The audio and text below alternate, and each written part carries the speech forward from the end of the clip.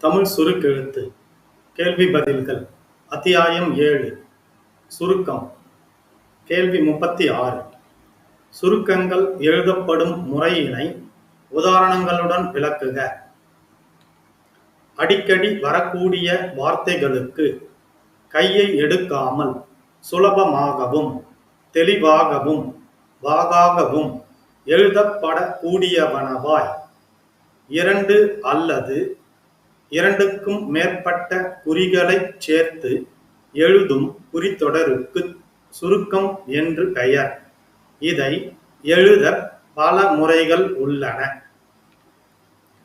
குறியை பார்த்த உடனேயே வார்த்தைகள் தோன்றும்படி இன்றியமையாத குறிகளை மாத்திரம் வைத்துக் கொண்டு மற்றவை விலக்கி எழுதப்படும். எடுத்துக்காட்டு: கட்சி பிரதிகட்சி. படிப்படியாக.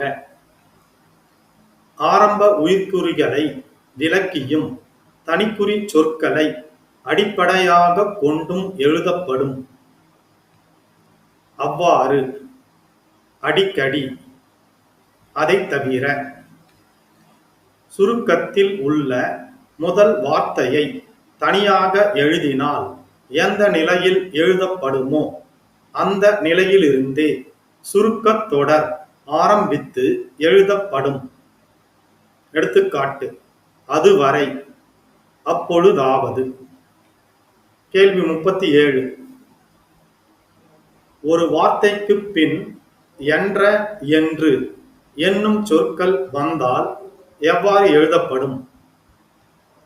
ஒரு வார்த்தைக்கு பின் என்ற, என்று என்னும் சொற்கள் வந்தால் அவற்றை காட்ட ஒரு சிறு மெல்லிய கோடு வாகுக்கேற்ப மேல் நோக்கியோ கீழ் நோக்கியோ அதற்கு முன் வரும் கோட்டோடு சேர்த்து எழுதப்படும். எடுத்துக்காட்டு: அல்லவென்று, இல்லையென்று, இருக்கின்றனவென்று.